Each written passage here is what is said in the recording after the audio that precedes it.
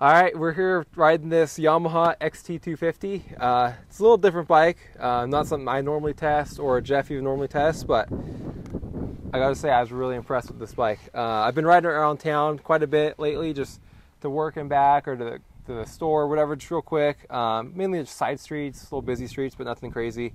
It was fun, but in the dirt I really wasn't expecting a whole lot, and I had a blast today. Yeah, I was quite surprised too when you said let's go try this thing out, and it was super easy to ride, very friendly, especially for a beginner. I mean, you couldn't beat it. No, I mean, yeah, low seat height, super low first gear. You could basically just let the clutch out and the bike will just go. You're not going to stall it or tip over or anything. You get in second gear and it's so torquey, even though you're at 1,000 RPM, the bike just chugs along, and then eventually it'll build RPM slowly. But you're never going to get in trouble. It doesn't have that much power, but it has enough power to get the job done pretty much everywhere. I mean, we're riding it with a 302 stroke, and was that as fast? No. Was it as peppy? No. But we could keep riding along really and just have just much fun. Yeah, smile on your face was the same, right? Yeah. So motor, super phenomenal. On the street, same thing. I think the biggest thing is the jump from first to second gear is a little tall. So you can kind of sometimes find yourself in between gears. But like I said, you can chug this thing so low and just fan the clutch a little bit and it'll pull it right away. Yeah, it's kind of almost like a mini tractor. Yeah. Like you said, the first gear is really low, but second, if you just as long as you kept your corner speed a little bit and up a hill like we were doing, it was fine. Yeah.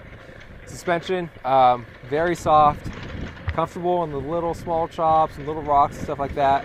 Getting the big whoops the bike's obviously not designed for big whoops or anything, but if you're getting out in a dual sport ride or whatever, it's a little soft for that. But even then, I was doubling the whoops and wheeling through them, and it's pretty fun, and you could get away with it, really. Yeah, absolutely. I think up in the mountain range or any type of technical trails, this bike did phenomenal. Yeah. It was great. Yeah, handling-wise, same thing. All the weight's so low, and it's a heavy bike for sure, and pushing it around the garage and stuff, you feel the weight, but once you're riding it, super light. It's really receptive to weighting your foot pegs. It's like I feel like I barely had to turn the handlebars. I just lean on one foot peg or the other, and I could turn super sharp and just carry momentum. And it's always had traction, even with the lackluster tires, the more street tires and the off-road tires. But even then, it's really found a lot of traction and can just pull through corners and just get through the trails.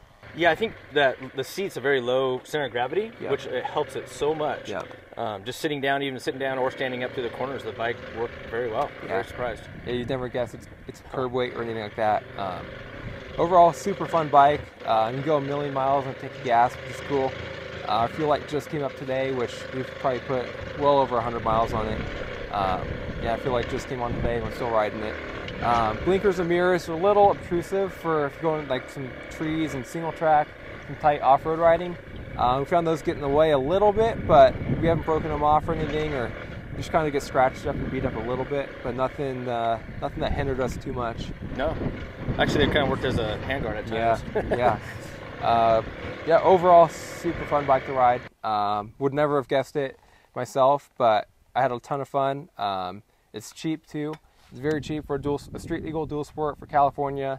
It's capable off-road.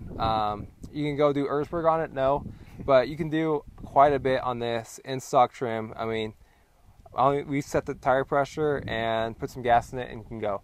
So overall, very capable bike. Know its limitations, but if you understand that, I'd say it's a really good purchase. Yeah, absolutely. A good bang for your buck, and like you said, you could always put some suspension into it and keep it a little bit more for you. But other than that, it's good. Yeah. So stay tuned to Dirt Bike Test for more on this XT250 as well as everything else dirt bikes, and we'll catch you on the trail.